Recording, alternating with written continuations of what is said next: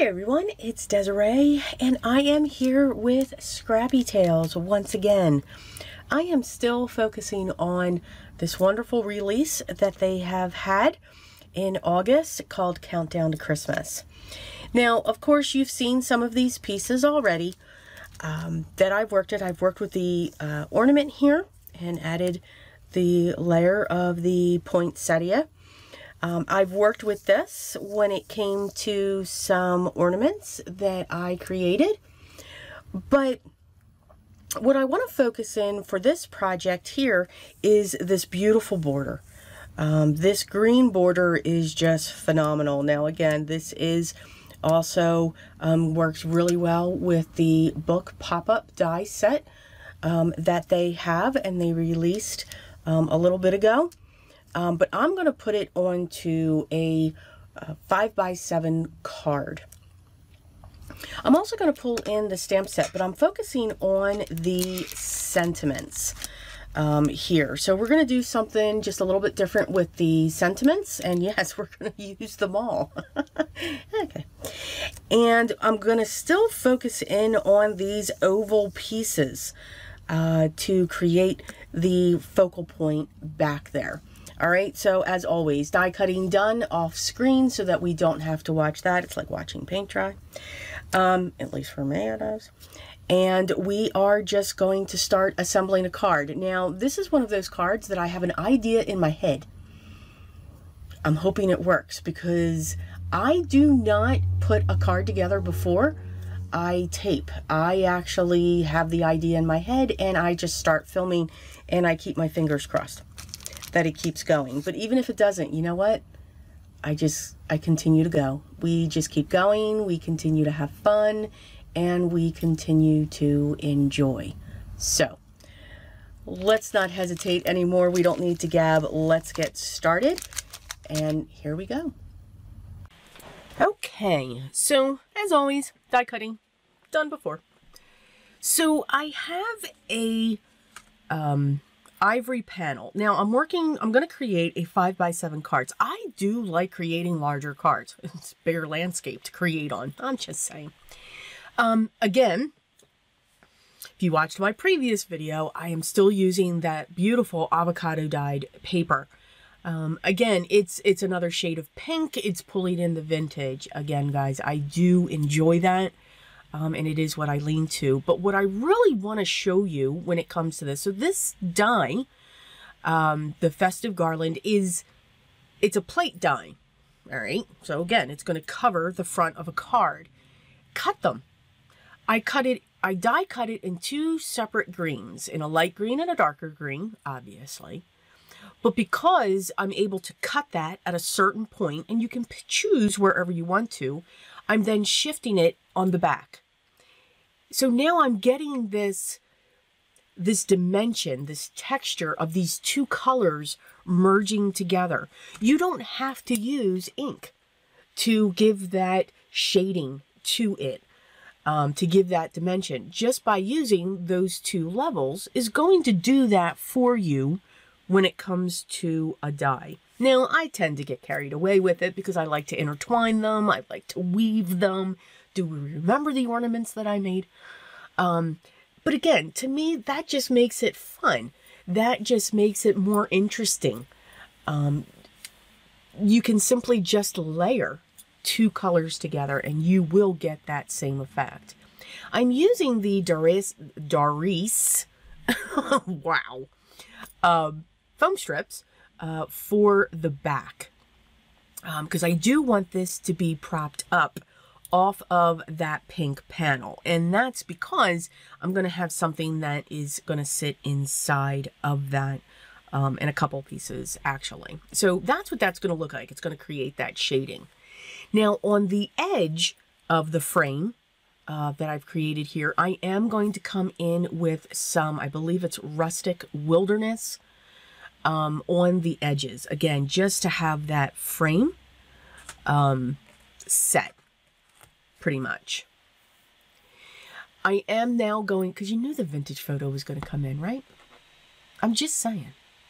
It does not leave my desk or my table. I work from a table. So I'm now taking the oval. Now that's from the book pop-up add-on that Sabrina launched for Scrappy Tails. And I'm placing that onto regular coffee dyed paper. And again, just look at that difference. It just adds something really cool. Again, I know it's not for everybody.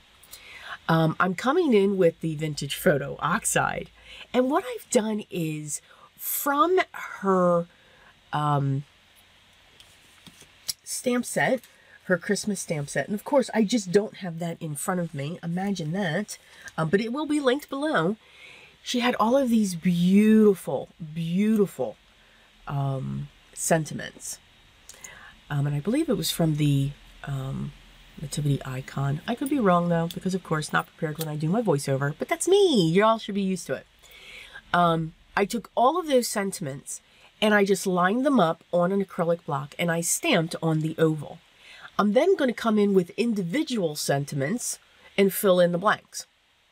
So you get and you can create your own background. And you can do that with many sentiments. They don't have to be the same font. Take your sentiments, dig into your stash, and take your sentiments and line them up, and you will be able to create your own background, which is awesome. I'm then going to not cover, remember, oxides are a pigment and dye ink mixture. So because of the pigment, they're going to take longer to dry. I'm going to sprinkle some gold Recollections embossing powder. I didn't want all of it to be gold. I just wanted this hint of gold every now and then when it came to the sentiments, because I do like that brown that's coming off of it. I'm then going to go around the edge with my, please don't look at the pad. That is just so disgusting, but it works. So I'm not getting rid of it yet. I'm going around the edge and then I'm going to dip it into my Recollections embossing powder and just put that gold edge to it. Now, there is a reason why I did that as well. I wanted this gold outline around that edge because this frame that I'm going to use from the same book pop-up add-on die set is not going to go to the edge because I used the outline. So with this sitting on top and then that golded edge around it, it just helps to pop that gold frame up even more. It would look gorgeous if you intertwined ribbon through that. I'm just saying. Yes. Or twine. Just saying. There's an idea. I'm going to glue this directly down and I'm going to center it. And I'm going to fiddle with that. Again, I keep putting the frame up there because I do want this centered. I don't want too much of it blocked. Now, it's funny that I did that because when I put the frame down after I removed the release paper, yeah, I went on crooked. So, excuse me. So I'm working with the ornament that comes with that die set, and I'm using rose gold. It's a rose gold satin mirror cardstock. I believe it's by Tonic. And I'm going to use that to layer. I cut the topper to the ornament out of gold. So having these two together, I thought using that rose gold, it really made that avocado dyed paper pop. You could actually, when you look at it, you know, you're drawn to that ornament, but then you're actually seeing that background of the avocado paper as well. Now, tip. Now, you guys know, you've seen my videos before, hopefully. If not, oh, be prepared. I do things backwards. So my suggestion to you is when you pull out your shimmer pen, before you put the rose gold plate or any plate that you're using, go over that with your shimmer pen. Don't try to color it in like I am. I actually found one of my Wink of Stellas and it's got a gold hue to it. So I'm going through that and painting in those areas. This wasn't too difficult, but you know, save yourself sometimes, guys.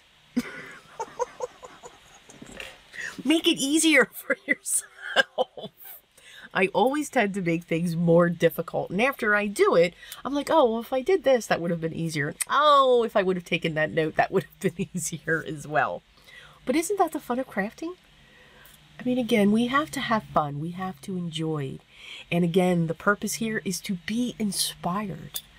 whether you want to use something from your stash or this is just, I gotta have this set, which is usually the case for me, then we can do that.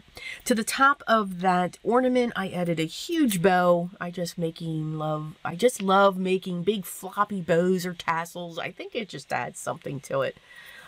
Or it's just me getting carried away.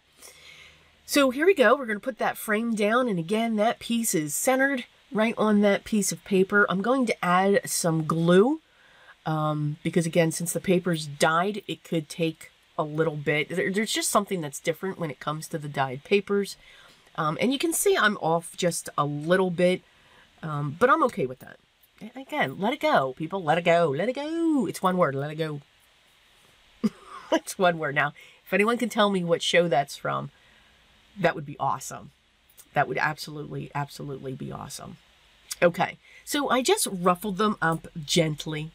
Just gave a little bit of a ruffle.